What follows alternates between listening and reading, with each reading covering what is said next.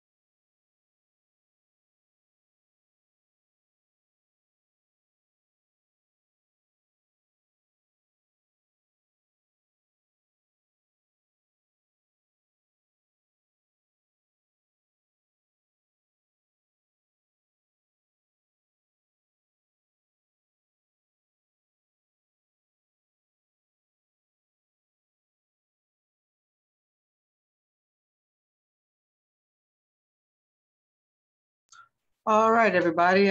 Thanks for joining in today. I'm going to go ahead and share my screen.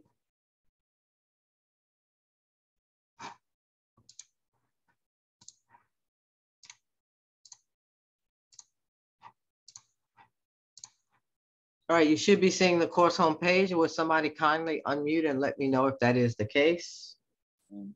Yes. Yes, ma'am. Thank you very much. So just to kind of give a quick recap, last week we had the opportunity to get together on Thursday. And I gave an orientation to the course so that you would know, how to find things that you need to use for this course. If you missed us last week, then you should invest some time to get comfortable with the layout and structure of this course. And of course, you can reach out to me anytime you have questions.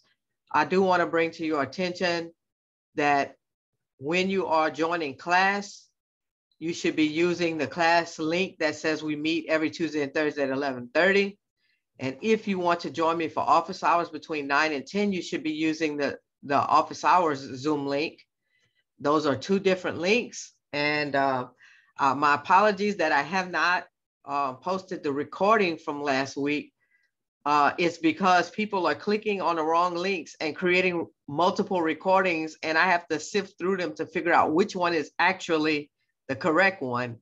And I just haven't had a chance to do that. So as soon as I'm able to get through all the multiple recordings that people have created by clicking on the wrong links, I'll post the correct information. Okay, so thanks for your patience on that. So let me go ahead and click into the weekly overviews, because you remember the weekly overviews is where you find all of the assignments and and information to complete those assignments. Last week you had to work through the introductions overview. This week we're going to start our first experiment dealing with error analysis. So before I jump into this, let me ask, are there any questions that I need to clear up for you before we jump into our first experiment?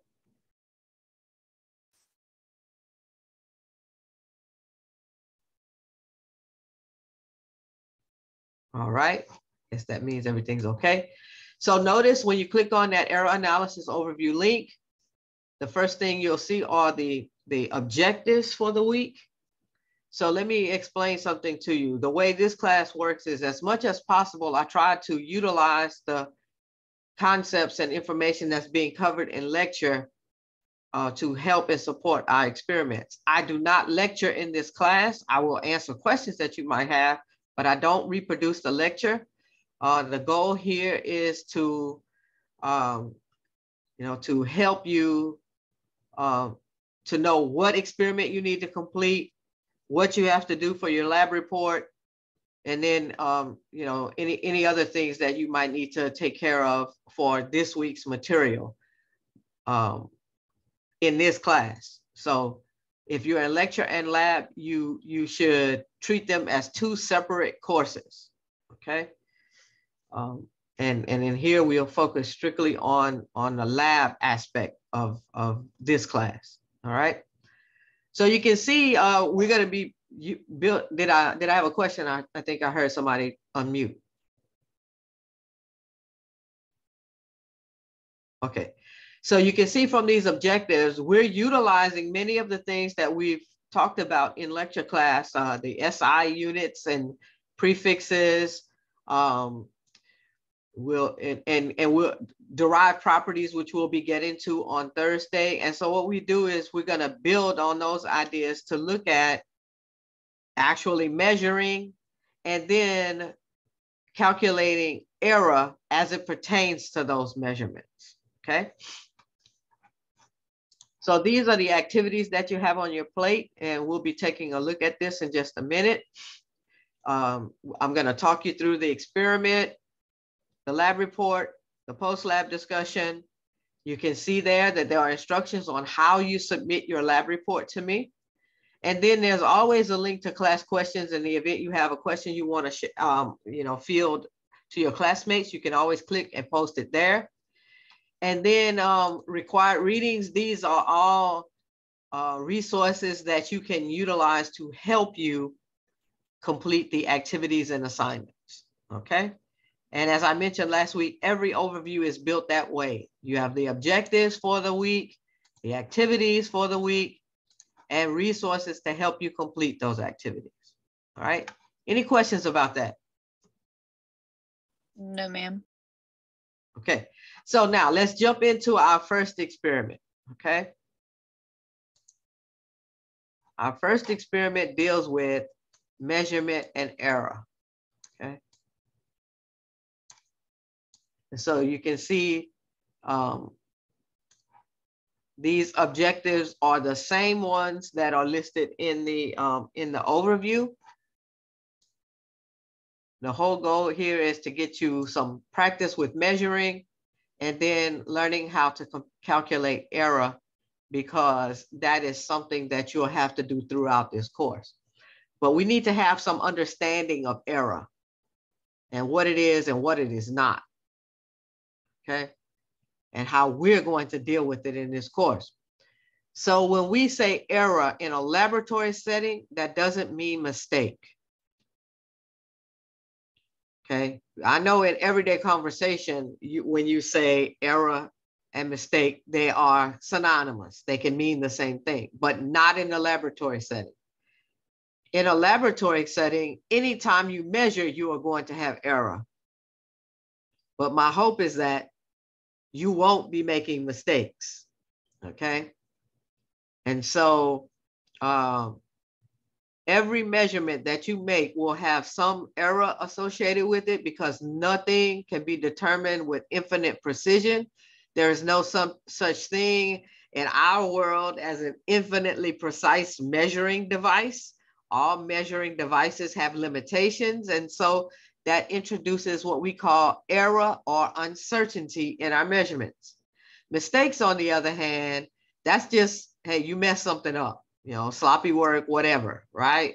You read the instrument wrong. Nothing's wrong with the measuring tool. You just don't know how to use it, or you read it wrong, or you multiplied 2 times 3 and got 8.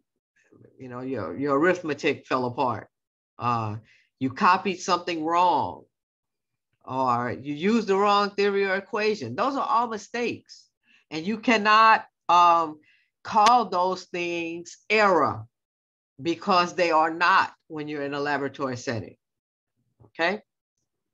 And so you will always have error, but please be careful and eliminate the mistakes, okay? So what kinds of errors will you come across in a laboratory setting? So the first type of error that you will come across, or you may have dealings with, is random error or statistical error, okay? And that is because anytime you read a scale, you have to estimate the last digit. Okay, no measuring device is infinitely precise, and so the scale has a limitation. And anytime you read that scale, you have to estimate where the last digit of your measurement is. Okay, and so that is a random process. All right. And so we expect that half the time when you read the scale, you might estimate too much. And then the other half, you might estimate too little. Right. And so the way we combat, I didn't say eliminate, combat or reduce random error, because we can't eliminate it. We can reduce it, because to eliminate it, we would need to take an infinite number of measurements. But we can reduce it by taking multiple measurements, okay? Statistical or random error can be reduced by increasing the number of measurements that you make, okay? Now that sounds good in theory, but the reality is in practice, you wanna graduate. And so we can't just be here measuring the same thing over and over and over again, right? And so in practice, you know, we might have to be content with making a single measurement, okay? And then you have to know what that means, right? In terms of the error that's involved. Well, if you can only measure something once, you notice right here, it tells you the error estimate on a single scale reading can be taken as half of the scale width. So for example, if you're measuring length with a meter stick, the meter stick has this smallest unit, the millimeter. That's the smallest unit that you can read on the meter stick, is the millimeter. If you only measure once, the best you can do is plus or minus half a millimeter, okay? If your scale was measuring mass, and the smallest unit that you could read is grams, then if you only measure once, the best you can do is plus or minus half a gram, okay? So they give you an example of a reading. 17.0 millimeters plus or minus 0.5 millimeters. So we can assume from that that 17.0 millimeters is the average or the mean, and 0.5 millimeters is the error on the mean. In this instance, they only measured once, but as they increase the numbers of measurements, that error will go down. So it won't be 0.5 millimeters. The more times you measure, the smaller that error will get, okay? But you can't get rid of it. You can just reduce it by increasing the number of measurements, right? Systematic error. So you might be thinking, systematic error, okay, it's not random. True, there's a system to it. There's a pattern to it. And so you might be thinking, oh, that's great. Let's just isolate the pattern and yank it out. The problem is that you can't find the pattern. You can't find the pattern. So this systematic error is hidden. And so taking multiple measurements won't help you in this case, because you'll just have multiple measurements that are systematically off. So what do you do in this instance? What you have to do in this instance is calibrate your instrument. Okay, calibrate your instrument. And you will need to do that because this may be a measuring device that you're not familiar with. And I would suggest, even if you are familiar with it, that you calibrate it, zero it out before you use it. Or you might not know what measurement to, you don't have an expected measurement. You don't know what you should be getting. So for that reason, the systematic error can be difficult to detect, but by calibrating your instrument, you can help to deal with that type of error, okay? So two different types of error and two different ways of dealing with it, okay? And you have to consider both when you're in a laboratory setting. It's not one or the other, okay? And now they mentioned that, typically the way you want to calibrate your instrument is to compare it or set it compared to a known standard. We're not calling the National Institute of Standards and Technology for this lab class. I don't advise you calling them, because that will probably be a waste of a phone call, and they will probably think that, wow, really? But in real scientific laboratories, they do make every effort to calibrate their instruments based on a known standard. Okay, but here we're just going to have to be content with the idea that we zeroed out our instrument. That's good enough, as I like to say, good enough for government work. Okay. All right. So are there any questions on the two types of error that you will come across in a laboratory setting, statistical or systematic? No, ma'am. Okay. So now let's talk about how we're going to deal with our error. Okay. So in this class, because we have the, we're operating at a very basic level, we're not dealing with things that like, nobody knows what they are and we're trying to figure it out kind of things. In this class, what you're doing is a set of experiments to help you comprehend a certain concept, property, phenomenon that we pretty much have an explanation for, okay? And so that means that in many instances, you will be making measurements and comparing them to an accepted value, a correct value, okay? And when you're doing that, you can utilize a technique that called percent error. So we will be utilizing the percent error technique in this class to compare our measurements to an accepted value. Or sometimes you'll hear it called a theoretical value. I like to use the word right value. So you're going to make a measurement and compare it to the right value. In other words, what did you get and what was the right value that you should have got, okay? So you see the formula for percent error listed there on the handout. And notice that the way this formula is written, okay? So it's a fraction. And in the numerator of the fraction, you are subtracting your value from, subtracting the standard value from your value, or you could subtract the standard value, your value from the standard value. The subtraction can happen in either order, and that is because there are absolute value bars on the numerator. So no matter what you get when you subtract, you extract the positive value there, and then you divide by the standard value and then multiply times 100. And I'll show you this formula kind of written out in a I guess I like to say a more visually appealing format. Okay. But if you want to see if you understand percent error, I've given you an example in number 1.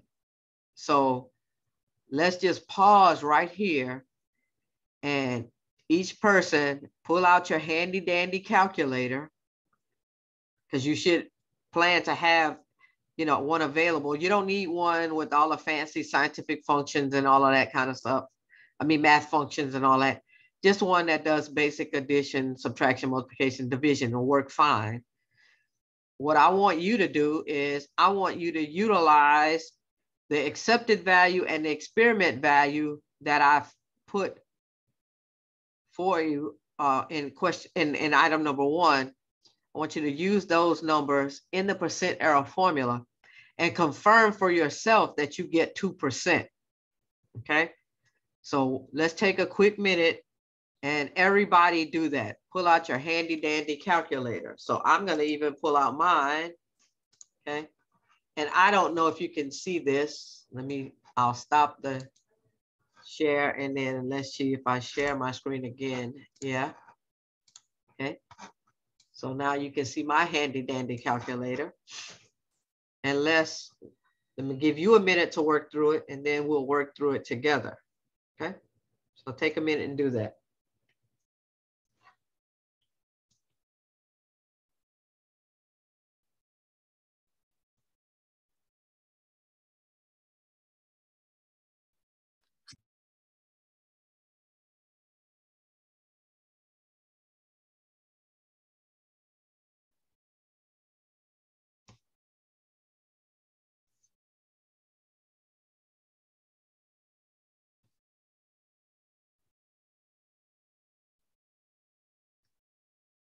Right? Is there anyone who is still working?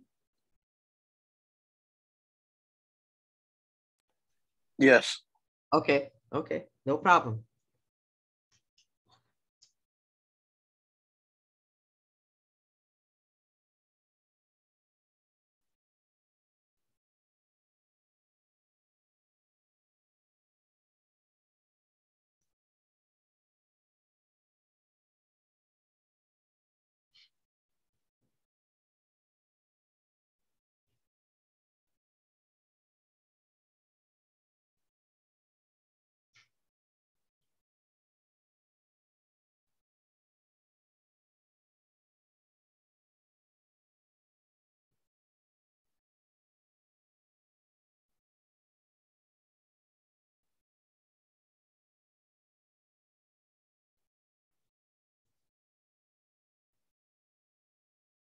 All right. Is there anybody still working? Can we check our work and make sure everybody's on the same page?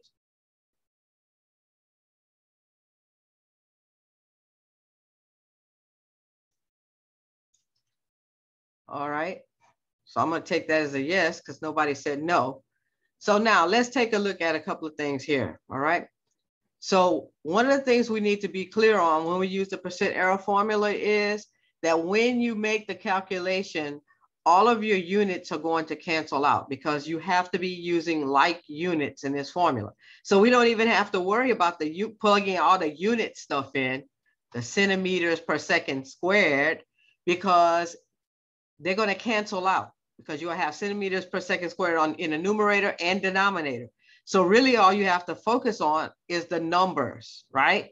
So now let's follow the formula. It says take the experiment value minus the standard or accepted value, okay? All right. So here, the experiment value is 960. And the accepted value is 980, okay? So we get negative 20 there. But remember, this is based on positive because of the absolute value in the numerator. Those bars here, you can't see them right now. These up and down bars that are part of the formula tell us that we need to ignore the negative sign. So I'll just do a quick clear. We know it should be positive 20, right? Okay, because absolute value says only focus on the positive when you're doing percent error. And now we have to divide by here the accepted value or the standard, the correct value, which is 980. So I'm going to divide it by 980. And notice I get 0.0204, so on and so forth. And now I have to multiply all of that times 100. Okay. And so see, I got 2.04. I just rounded it off to 2%. Now, I always get the question at this point, how many decimal places do I need to keep, so on and so forth, right? 2. So if you wrote 2.04%, good. Make sense to everybody? Yes, ma'am. Is there anybody that got something different?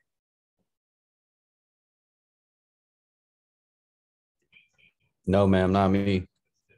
Okay. All right.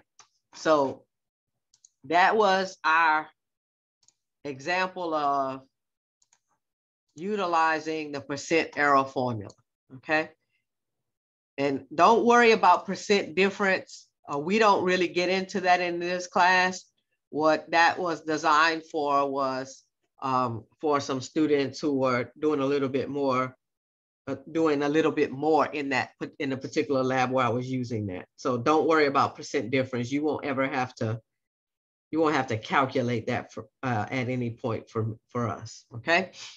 So if we're going to do error analysis, we have to have some measurements to do it with, right? And so I created this experiment or modified this experiment that somebody else created, however you want to look at it, so that we could have some measurements to work with, okay? Now, let me just say this to you up front. For this particular lab and for any labs that we're going to do in the future, there is no need for you to buy equipment of any kind, okay? There's no need for you to buy any kind of equipment or anything. If you want to invest in a 50-cent ruler, well, let me take that back. Maybe a 50-cent ruler and a small pack of graph paper. If you know, that would be your investment, okay? But the things that I'm going to have you do for this experiment don't require that you purchase anything in the way of the items that you'll be measuring, okay? So what we have here is a set of instructions that you can follow to complete the measurements and the error analysis associated with those measurements. These are a set of instructions, okay? And I'm telling you that because I want you to be aware of these instructions when you write your actual lab report, okay? Because the way we're going to approach this laboratory is, what if? What if you actually had to make the measurements and then do the error analysis on those measurements? How would you do it? And this provides you with a set of instructions, okay? And you'll see what I mean here in just a moment when I say, what if, okay? So The first types of measurements that you will make in this experiment deal with volume. And in lecture class, that's one of the properties that we're going to be talking about on Thursday, volume. Okay. So the way we know that an item is volume is because of units on the label, like milliliters, liters, fluid ounces, pints, quarts, gallons. The units on the label of the item tell us whether it's volume. The other way we can know in this scenario if it's volume is that it's liquid. It's liquid. Okay. So if you pick up a can of baby formula, or a can of soda, or a can of energy drink or juice, those are all liquid. They will have liquid volume units. Okay. The other way we can determine volume, though, is through volume length units, like inches cubed, centimeters cubed. Okay. We can take any length unit and cube it, and that will give us a volume unit. So in this portion of the experiment, what you're doing is you're making a length volume measurement, converting that length volume measurement to a liquid volume unit, and then using that liquid volume unit to do a percent error calculation. Okay? That's what you're doing in this particular portion of the experiment. So you're taking some cans of beverage, measuring the radius, or half of the diameter, more precisely, and the height. And then you're using those measurements in the volume formula to get your volume in cubic units, cubic centimeters in this instance. And then you'll take those cubic centimeters and convert it to milliliters. Why? Because if you look at the label of your liquid canned item, it won't have cubic centimeters on it. It'll have milliliters or liters. And so you've got to be able to convert your cubic centimeters to milliliters or liters, okay, in order to do your percent error calculation. Okay. So this volume information here is a set of instructions that you would follow. What if? Hold on to that for a minute. The next type of measurement you are going to make is a mass measurement. So to do the mass measurement, you will need some cans of food that have mass units on them.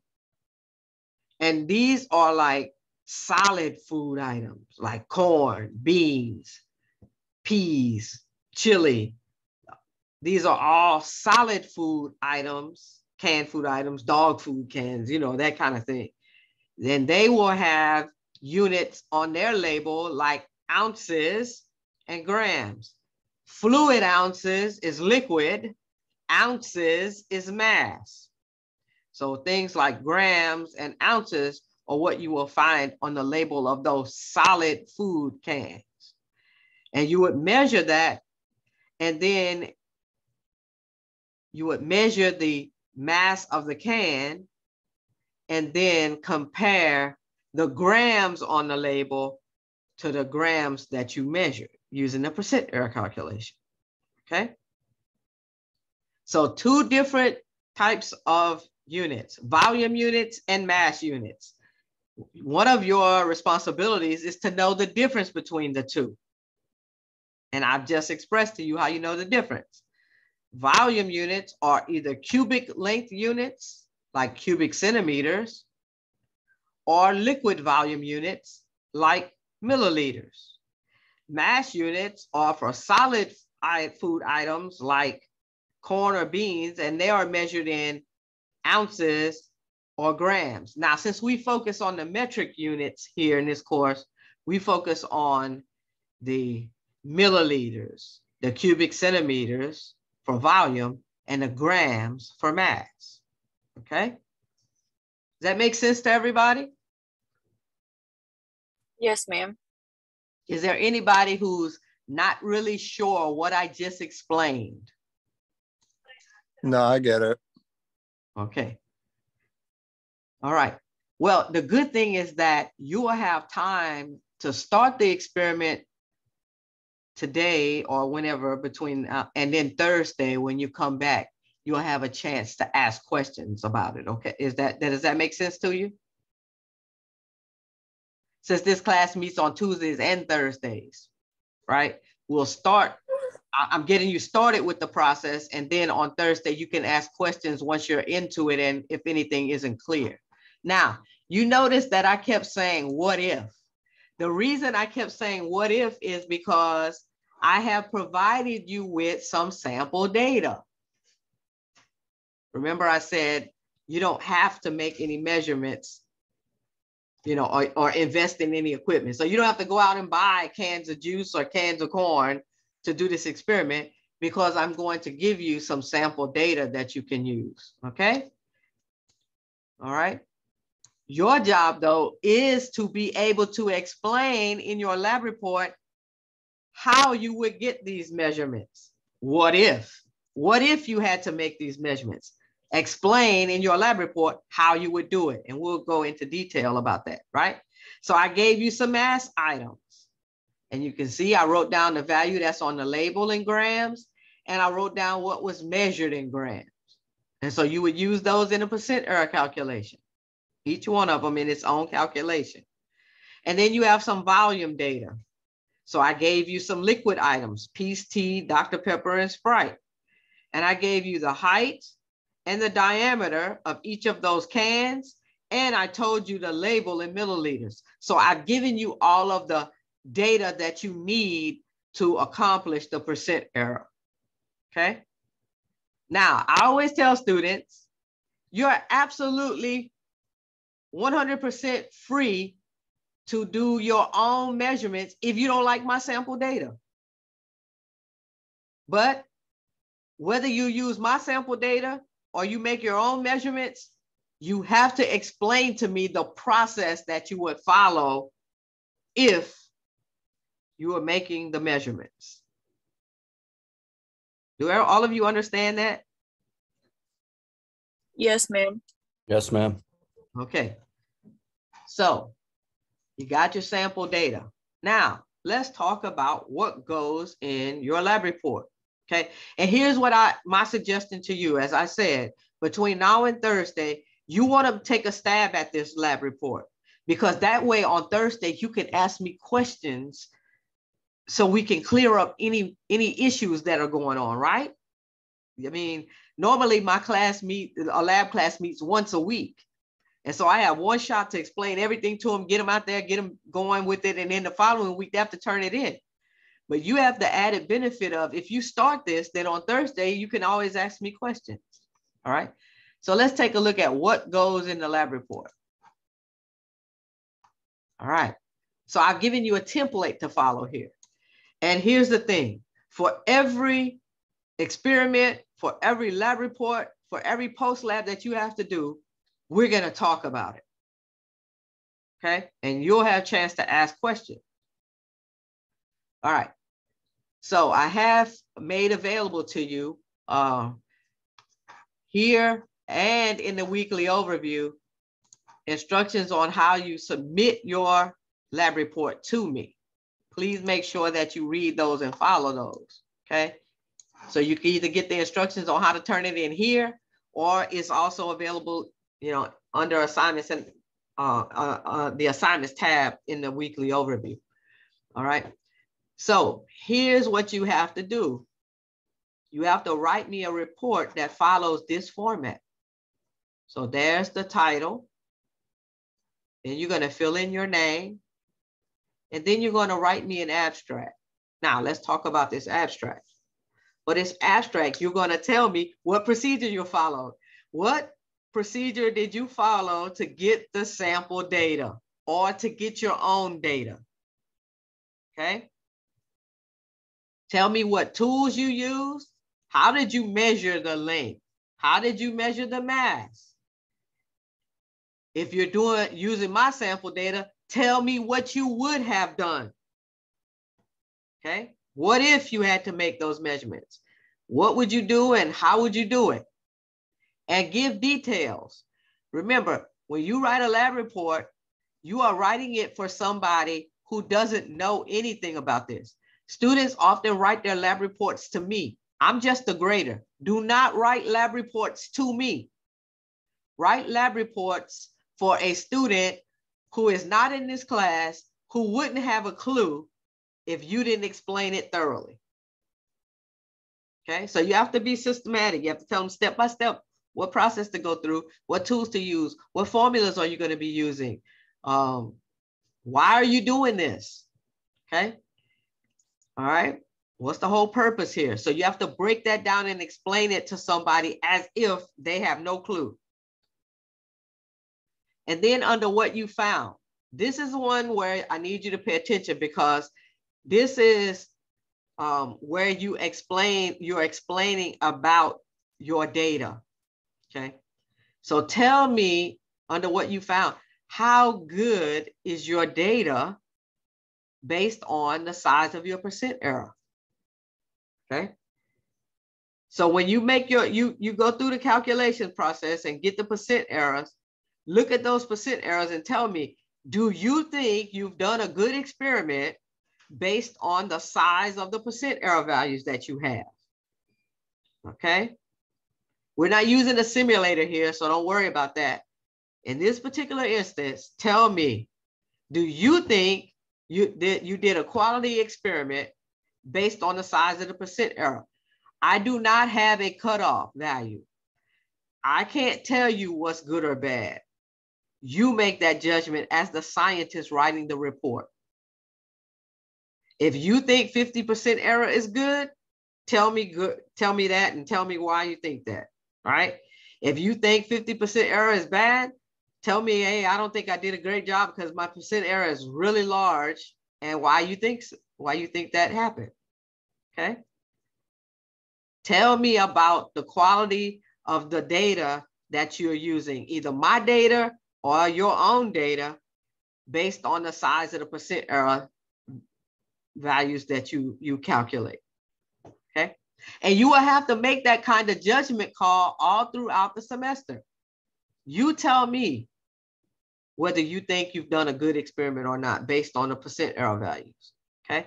And it tells you here, for the volume data, follow the layout below. Make your own measurements or use the sample data. So this is the same sample data that I just showed you, right? So I just remind you that you can use my data or you can make your own measurements.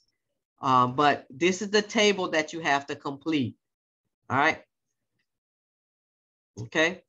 And I often tell students, you can recreate this table on your own paper. You know, some people will handwrite their lab reports. As long as you have a neat or, readable handwriting, I'm fine with it. Some people will type the lab reports. I'm fine with that too. Some people, they copy and paste this into a Word document and then they just, make these rows a little bit bigger and fill them in. I'm fine with that. As long as you follow this precise layout, I don't care if you write it down, you type it, or you copy and paste it, whatever floats your boat. But you have to follow this layout, okay? So your table should be structured just like mine, okay? So in the table, you're going to put the item name for your volume data. You're going to put the item name, the height, the diameter, and the radius. And I tell you how to get the radius. Take the diameter D and divide by 2. Notice all of these are in centimeters. And then when you plug into the formula, pi, which is 3.14, times the radius squared, times the height, you'll get centimeters cubed. So then you'll have a volume, right? You will have calculated a length volume based on the measurements of height, diameter, and radius, okay? Any questions on your volume data? No, ma'am. Okay. Mass data. So the item name and the mass of the item in grams. That's your mass data. Again, you could use my measurements or make your own. Okay. But you have to follow this layout. So your table should look exactly like this. Okay. The next thing you're going to do is your volume analysis. Okay. So you follow the layout below, and I'm giving the conversion factor 1 milliliter equal 1 centimeter cube. You must make sure that that's available, because it tells that student who doesn't know, how do you take these centimeters cubed that you calculated up here and turn them into liquid volume units that you need in order to do the percent error calculation. All right. So 1 milliliter is equal to 1 centimeter cube. That is the conversion factor that must be present for your volume analysis. Okay. So the item name, the milliliters that are on the label, your volume in milliliters. How do you get your volume in milliliters? You use this conversion factor and take these centimeters cubed and convert them to milliliters. So if you had the volume as 500 centimeters cubed, that would be equivalent to 500 milliliters. And then you're going to use the percent error formula. So take the absolute value of the label minus your volume divided by the label times 100. Notice I put the L and V's there so you would know that those are the numbers that go into this formula and where they go. And this ABSV, that means absolute value. Okay. Remember, you subtract and then you take the positive, you divide by the label in this case, and then you multiply times 100. And I want you to show your work in the table. In the table, not on an extra sheet of paper, not on the back of it, you know, in the table. Then you're going to repeat that process for mass, okay, for your mass values, and then write me a conclusion. Tell me what you learned, not what you did, what you learned. You went through all of this stuff. You know, I discussed systematic and a random error, and I talked about percent error, and, you know, we looked at, you know, making some specific measurements, how you know the difference between volume and mass and what kinds of units. Tell me something that you learned as a result of going through all of this. Okay. Tell me a concept, a skill, a tool, or a formula that you learned as a result of doing this experiment. But please do not discuss the procedure or your data. Okay. Something that you learned from the procedure, learned from the data, but not specifically what you did. Okay. And then also tell me, for this particular experiment, why you think you never got 0% error. I want to see what you're thinking about there in terms of why you would not be getting 0% error. Okay. So this is the lab report that you have to write for this particular experiment. Okay. And again, my suggestion to you is to take a stab at it, come back with, you know, your questions on Thursday, and then I can clarify that for you. Okay. So let me just ask, what questions do you have about the lab report that you have to write?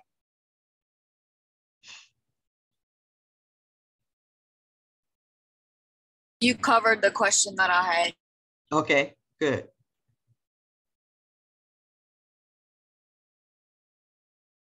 All right, so let me go back to the weekly overview. So on Thursday, what I would do is I will clarify any questions that you might be having about the lab report, about the experiment that you're working on, any of that.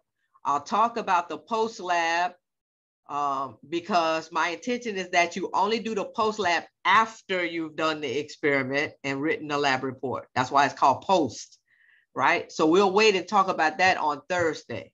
So we'll have a Q&A Then we'll talk about the post lab, and then we'll call it a day on Thursday. And all of these items are due by Saturday.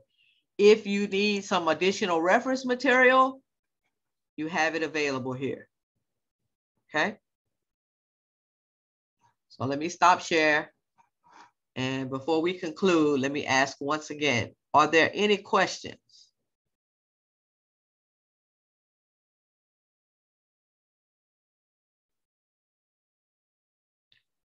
Well, I appreciate everybody joining in today.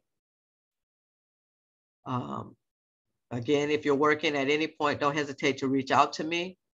And I'll see you back here on Thursday morning, bright and early, 11:30. Everybody take care. You too. Thank you. Thank you. Thank you.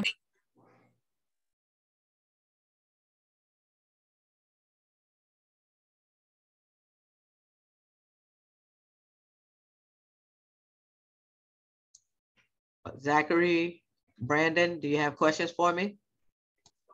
No, ma'am. Have a good day. You do the same. All right.